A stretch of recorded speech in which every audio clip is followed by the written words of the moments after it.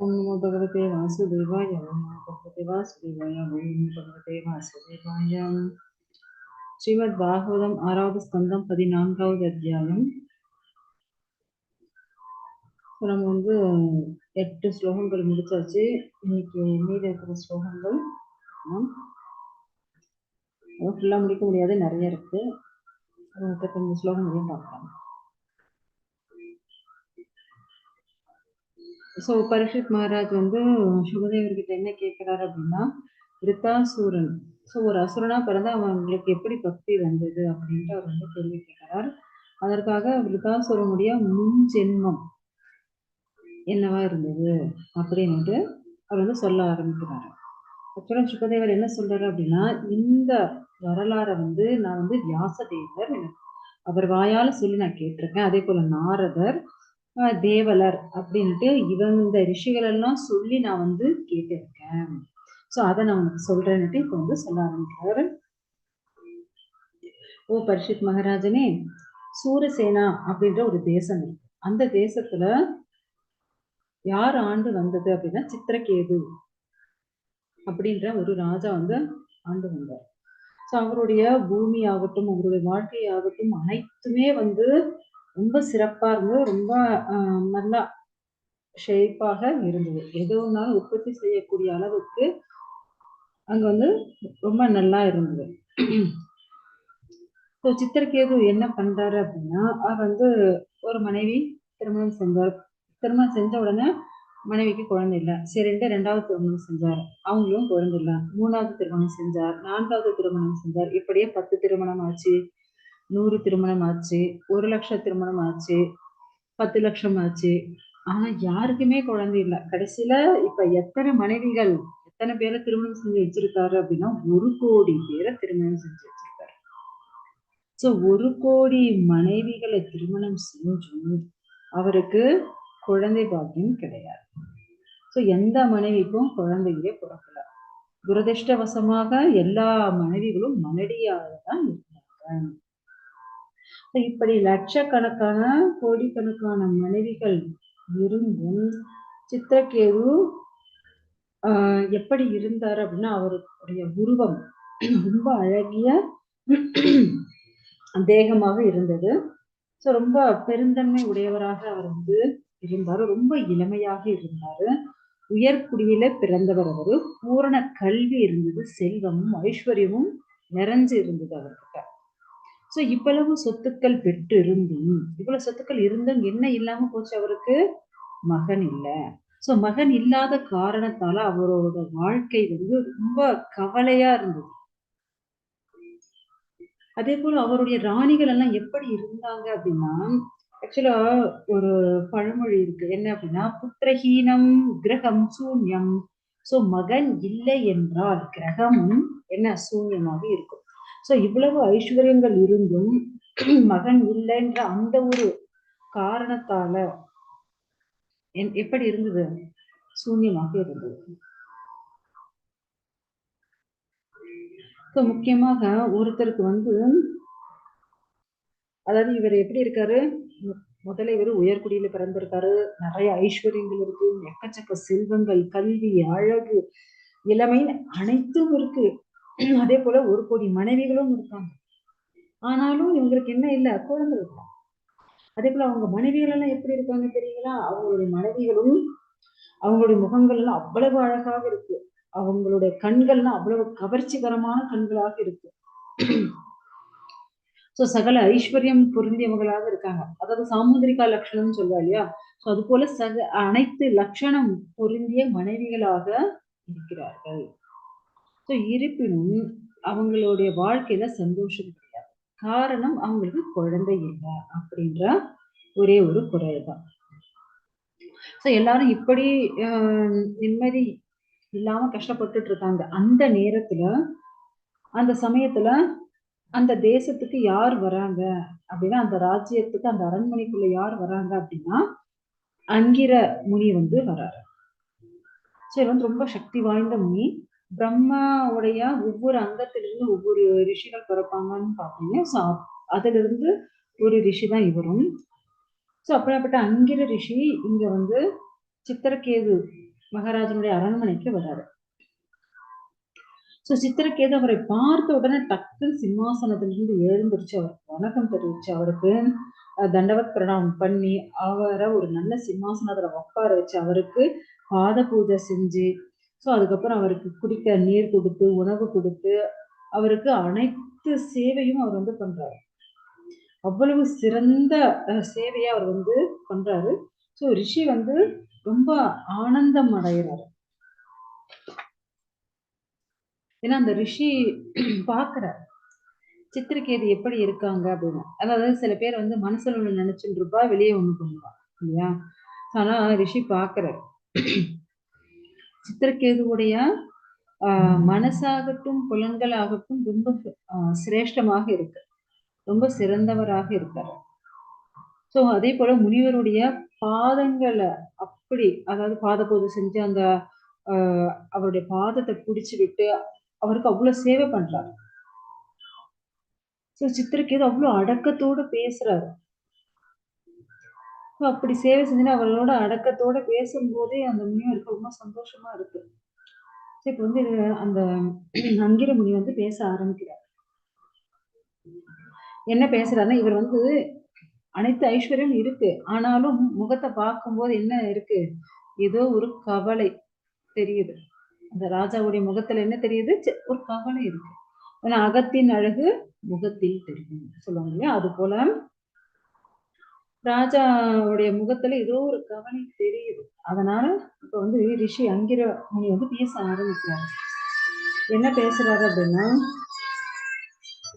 ஒரு நிமிஷம் மாதாஜி.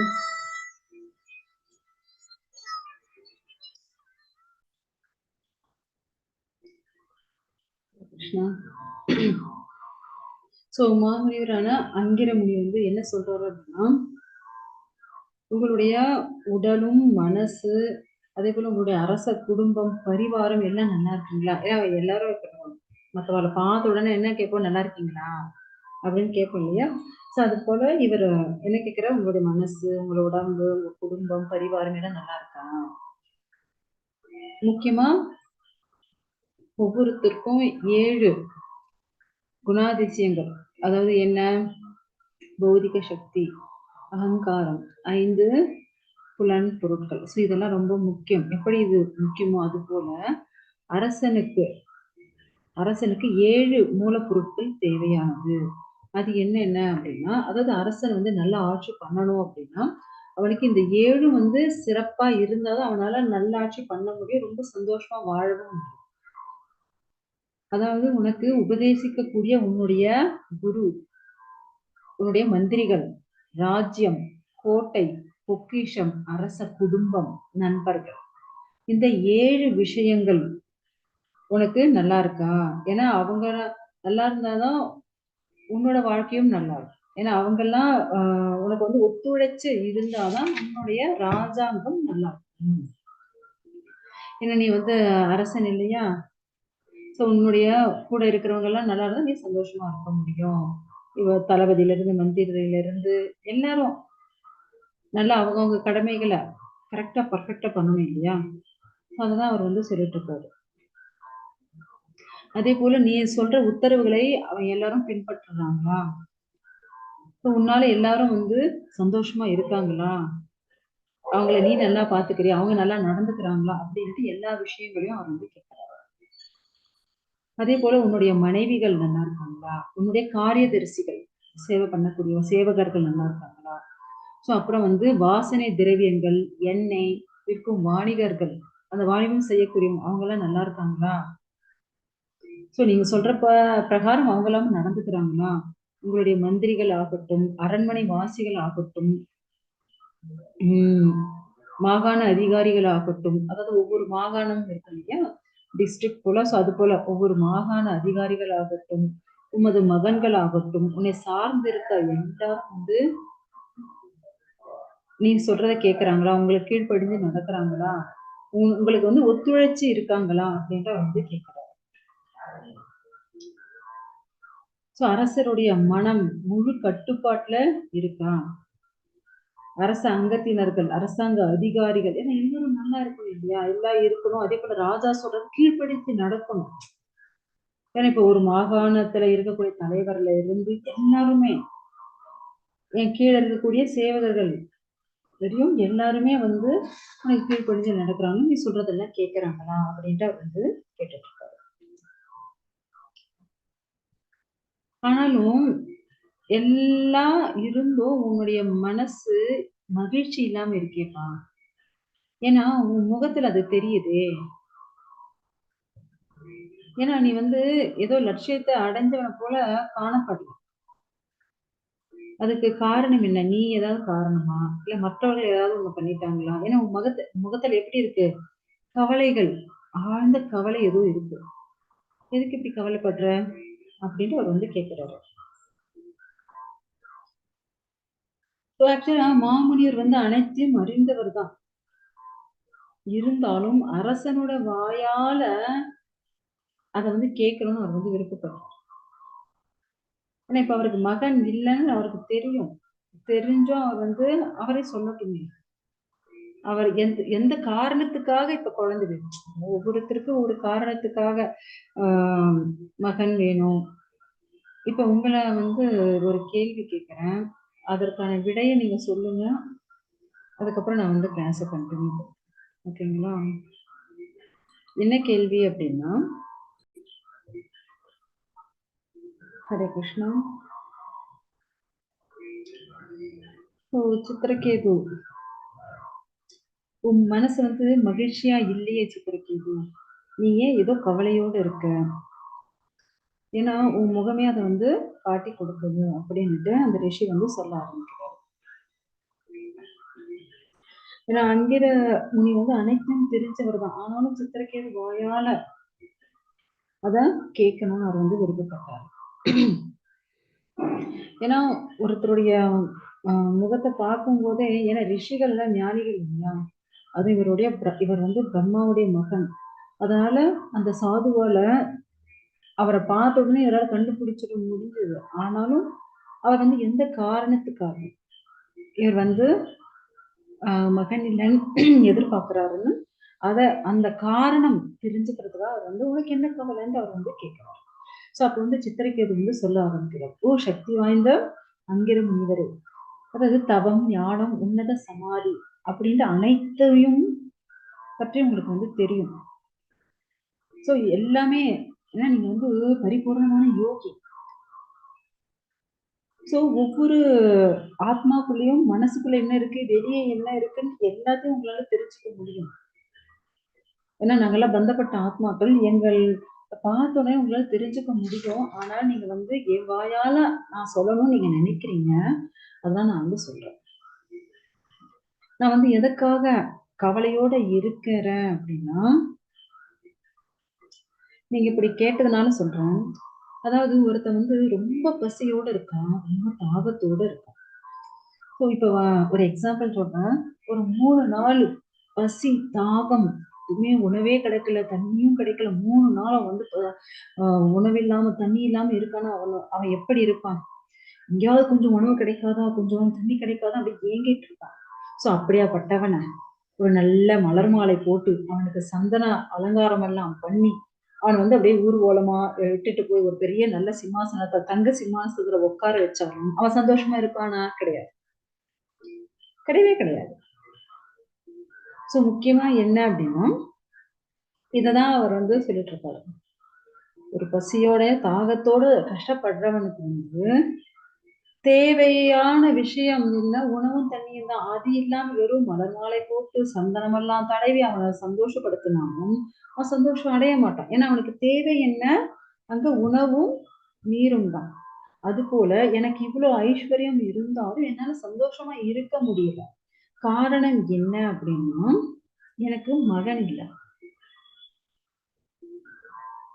சோ என்னுடைய ராஜ்யம், என்னுடைய ஐஸ்வர்யம், என்னுடைய உடைமைகள் எல்லாத்தையும் ஆள்றதுக்கு ஒரு மகன் இல்லை.